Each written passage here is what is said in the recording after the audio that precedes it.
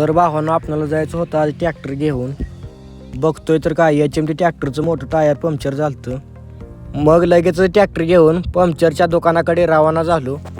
ट्रॅक्टरमध्ये tape नसल्यामुळे खूप sad वाटत होतं. मग नंतरनं गार दिसणं कॉर्नर हाणला.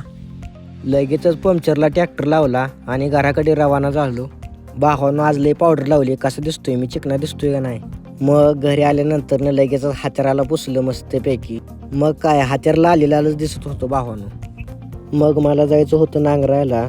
नंतरनं रानाच्या दिशेने मी रवाना झालो. जेवढं ट्रॅक्टर पळतंय तेवढं पळवलं.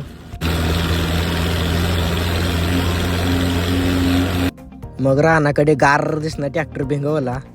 मग रानात लगेचच पोहोचलो. नांगर पलटी होई नव्हता. मग खाली येऊन केला कायम 7:30 जो आपल्या मागं. नांगर खाली जास्त घुसण्या म्हणून काका कशी थांबलेत बघा नांगरावरती. मग डेगा बाहीनं मी दिला ताबा ठेवून. लाजायचं नाही हो. बघा कसा मांडी घालून दगडावरती बसलाय. रोजच्या प्रमाणे एक स्टिंग घेतली मस्तपैकी. नंतरनं ट्रॅक्टर चालू व्हाय नव्हता. डेगानं ट्रॅक्टरचं नाक धरलं. मग लगेचच नांगरायला चालू केलं. लय गरम व्हायला लागलं म्हणून मी आणि डेगाने जाऊन स्प्राईट आणलं.